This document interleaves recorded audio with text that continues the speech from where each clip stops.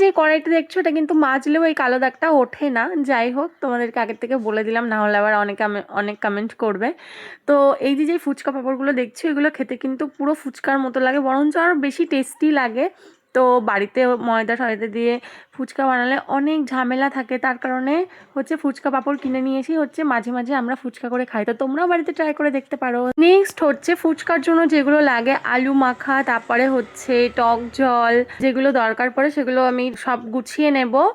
দেন এখানে হচ্ছে আলুটা আমি ম্যাশ করে নিয়েছি, তারপরে হচ্ছে লবণ দিয়েছি পরিমাণ মতো, আর তোমরা যেমন ঝাল খাও সেই আন্দাজে লঙ্কা দিয়ে দেবে।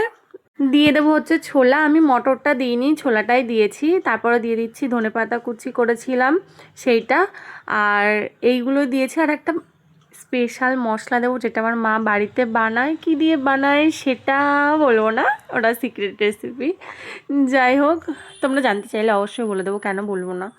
তো এই যে মশলাটা দিয়ে দেবো, আর এটা না দিলে কিন্তু আলু মাখাতে একদম টেস্টি হয় না, এটাই হচ্ছে মেন এই মশলাটা। তো আমি এটা দিয়ে এই যে মাখিয়ে নিয়েছি, আর কটা ফুচকা ভেঙে দিয়েছি, যেরকম দোকানে দেয়, খুব টেস্টি হয় এর জন্য। আর আলু মাখাটা কিন্তু দারুণ টেস্টি হয়েছিল। এখন বানাবো হচ্ছে টক জল, আর এখানে ছিল কিন্তু লেবু পাতা, তেঁতুল, ধনে পাতা, এরকম এইগুলোই ছিল। আর দিয়ে দেবো যেই মশলাটা আমি দিয়েছিলাম আলু মাখাতে, সেই মশলাটাই এখানেও দেব, যাতে আরও বেশি টেস্টি হয়।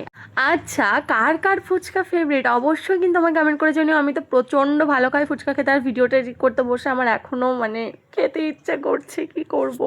বাড়িতে বানিয়ে অবশ্যই ট্রাই করতে পারো। এই ফুচকাগুলো কিন্তু খেতে দারুণ টেস্টি লাগে। 2 রকমভাবে ফুচকা খেয়েছিলাম, একটা সস ফুচকা আর একটা হচ্ছে জল ফুচকা। তো টেস্টি লাগছিল, মানে তোমরা না খেলে বিশ্বাস করো না। তোমরা বাড়িতে অবশ্যই ট্রাই করো, এটাই বলবো। আর আমার রিয়াকশান থেকে তোমরা আই গেস বুঝতেই পারছো যে ফুচকাটা কতটা টেস্টি হয়েছিল।